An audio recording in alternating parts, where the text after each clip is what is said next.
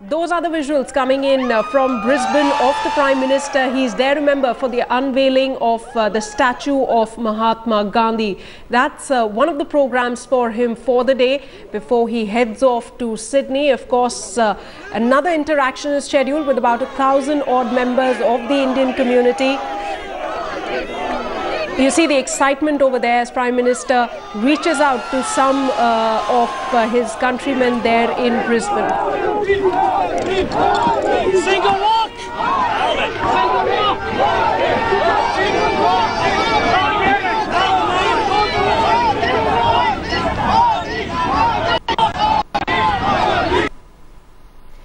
He is back in his signature style jacket with kurta pajama. You've seen him, of course, in different shades as far as this visit is concerned. First to Myanmar and now to Australia, where you've seen him dressed in various, different hues. But right now, the occasion is unveiling of the Mahatma Gandhi statue. Hundreds of people have lined up the streets just to catch a glimpse of Narendra Modi.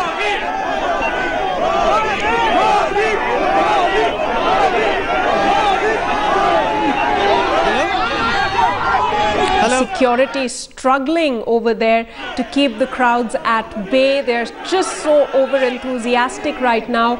They're willing to breach that security mark and just go ahead and take a selfie with the Prime Minister. Perhaps they've got their cell phones out and ready. The Prime Minister making his way through with these crowds that have lined up. Essentially a lot of security cover around the Prime Minister. Remember, we heard earlier at the press conference of the MEA where it said that Prime Minister Modi was one of the most sought after leaders at this Group of 20 summit that took place. And this when leaders like Barack Obama, Vladimir Putin, Angela Merkel were present alongside the Indian Prime Minister. Rahul Kaval back online with us. Rahul, over to you. Well, the Prime Minister is doing what he did in Washington, stopping completely, not having told the security over here that he would do so, but he stopped. He's tripping over. There's a huge crowd. I think he tripped over a couple of times, did the Prime Minister. He's now... They've been waiting to try and catch a glimpse of the Prime Minister. Their desire finally coming true. They've been able to meet the Prime Minister. Now he's walking across the other side. Let's see if we can take you the other side also. The Prime Minister stopping to meet people who'd gathered over here. They'd been waiting for almost 3 hours to meet the Prime Minister. They'd been here in the hope that he would stop. He's done that, and that is quite significant because this is what these people were hoping for. What I need to do now is, get off this live shot because I need to go in, and for that I need to put the phone down and go in. So I'm going to allow you to take over with these live pictures and make our way in to where this function is going to start in a moment from now. Hey, Rahul, I'll come back to you in a few moments from now, but it's absolutely, the environment is quite electric over there. Same scenes as we saw in Washington being played out at Roma Park Street in Brisbane. The statue of Mahatma Gandhi is to be unveiled, a small function also planned over here. But let's try and get in a perspective. Guest joining me right now, Ambassador Rajiv Dogra, former diplomat, Paranjoy Guha Thakurta, senior journalist and economist too, joining me right now. If I can come to you, Paranjoy, first, it's official now that the black money issue that the Prime Minister has raised quite passionately in this 2-day summit, it has figured on the official G20 communique. How big is that? I'm a little skeptical about, blowing it up to a very, very, high level. And I'll tell you why. If you look at successive G20 meetings over the last few years, the issue of the tax havens, evasion of tax money, greater cooperation, that's a subject which has in fact engaged the G20 for some time to come. In fact, there's been a lot of criticism of the working of tax havens, and developing countries like India have argued with developed countries that, look, you guys were responsible for setting up in the tax havens in the first place. And now, with the Great Recession, you are now cribbing. So in that sense, the whole issue of illegal money being stashed abroad has been an issue. Mr. Modi has been able to emphasize it and flag it. I must also bring to your attention that, you know, OECD countries have been talking about base erosion, profit shifting. So in that sense, he's been able to bring it to the agenda. But I must also tell you something. 90% of the black money in the country is at home. Very little of it is it's outside India. So whereas it might make a good political point, and he made these electoral promises, he's going to bring back the black money, every Indian family is going to get 15 So you lakhs, think an effort has been made, but really it's not that big for the moment. Let me get in Ambassador Dogra at this point in time. It's more hype. It's more hype. Ambassador Dogra, would you agree it's more hype? It's more hype rather than any substance to it, because the fact remains that India has been able to put this issue among, you know, some of the most powerful leaders of the world at the G20. Well, I think sometimes hype is important because hype leads to substance. And second, as Rahul pointed out just now, that it was because of Mr. Modi's intervention that at the last minute G20 included a paragraph on black money. That by itself is an achievement, because normally these statements are finalized much in advance and people are very, very reluctant to add in anything at the last moment. Third point, black money is not just an account in some Swiss bank or Luxembourg bank. There is more to it than just a few pounds or a few $1 million, because black money also refers to illegal remittances or illegal stashing of money abroad by the likes of Dawood Ibrahim. So that is also black money, which is used for illegal activities. So do you think it was a very clever thing to do when the Prime Minister linked the issue of black money to that of terror? Well, I think so. And I think Prime Minister not only linked the issue of black money to terror, but he also made his intentions clear well in advance, even before he left India for his visits to Myanmar and Australia. The second thing is that he also emphasized very much that taxation should be at source. That's a different subject, but it's an important subject in the context of his emphasis on Make in India. That you cannot have factories set up in India and pay taxes in Luxembourg or America or some other place. So on both these scores, black money as well as taxation at source, Prime Minister Modi has done rather well. Right. Rahul Kanwal joining me over the phone line right now. Rahul, we're discussing with Ambassador Dogra and Paranjoy. You know, they say that it's all hype, but Ambassador Dogra believes that the hype around black money too is essential. Well, absolutely. This is possibly the first time we've seen an Indian Prime Minister take up the issue of black money at an international event such as this. And I must tell you that the final declaration put together at the end of this G20 summit, the original draft did not have any clause about black money. It was after the Prime Minister's forceful intervention this morning that the clause on black money was included in the draft. It was shared with the Indian delegation. Several of the BRICS countries, most notably Brazil, endorsed that, and it is after that that a clause was included. What they're going to do is set up a working group which will try and find a way of trying to push towards automatic exchange of account information between countries by 2017-2018. There are two other very significant things that they will try and work towards. The first of them is called base erosion and profit shifting, which essentially means that because of countries like Luxembourg in Europe, which have almost 0% taxes, several of the companies like to shift the profit by eroding their base and saying that actually we're based out of Luxembourg, even if very little of their business is transacted in Luxembourg.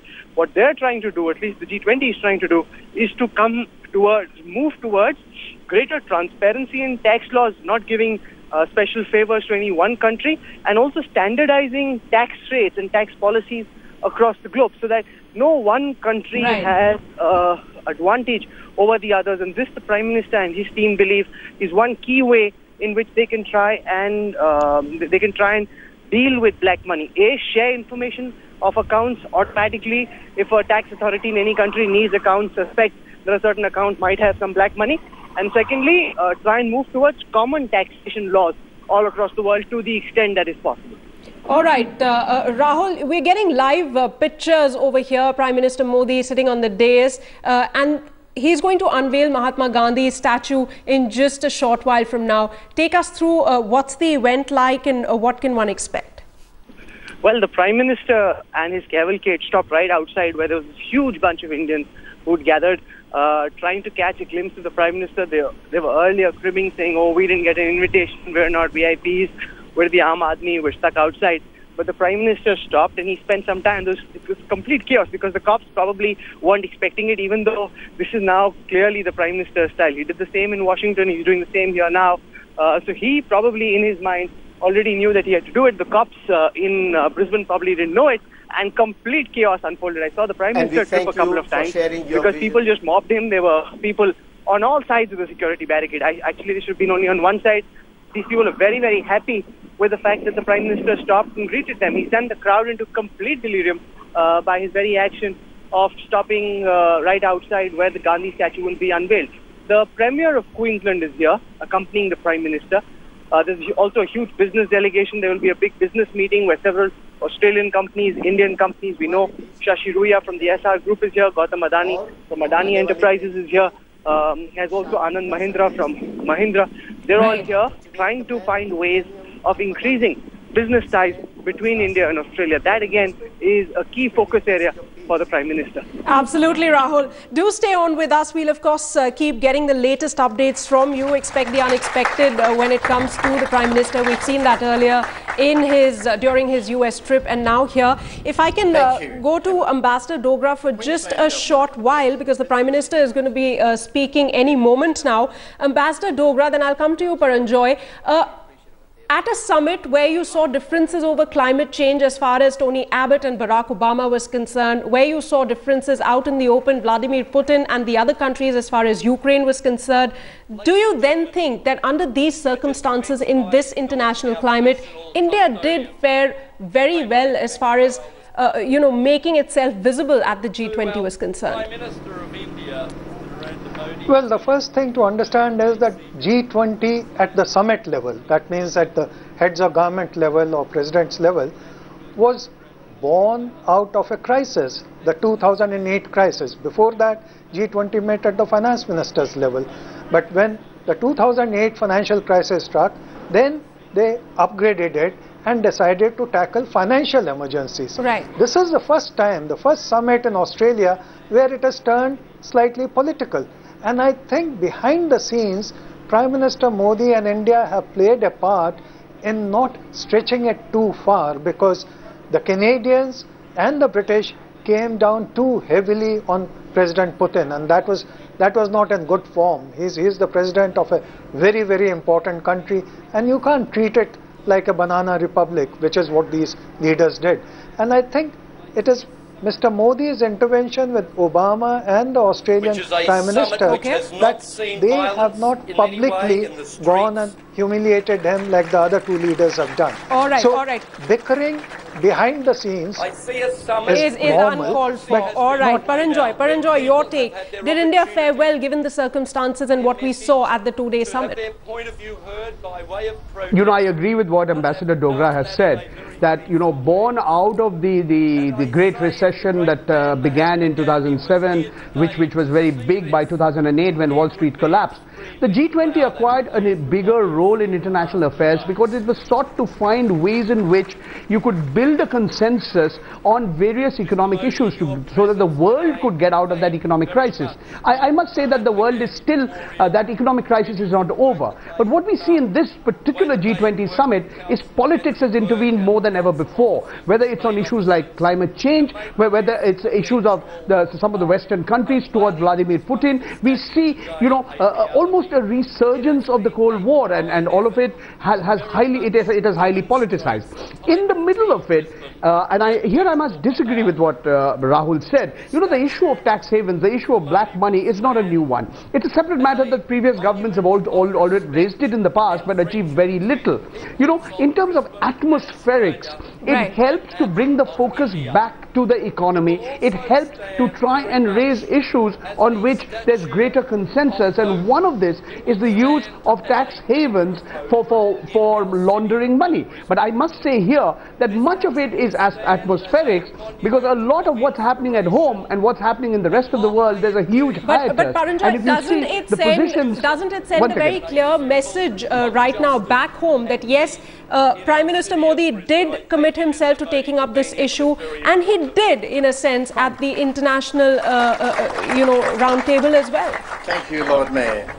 But Sana, when it comes to the government's depositions before the Supreme Court and the monitoring of the working of the Special Investigative Team, there's very little to distinguish between what the previous government said, what Mr. Chidambaram and what Mr. Pranab Mukherjee has said, and what Mr. Arun Jaitley is saying on the issue of secrecy, on the issue of disclosure on names, what Rahul talked about, automatic exchange of tax information. The whole idea is, can you name and shame people, or are you just making a big issue out of it? Well, at the end of it, will you be able to bring back that money? And this is where I remain a little skeptical.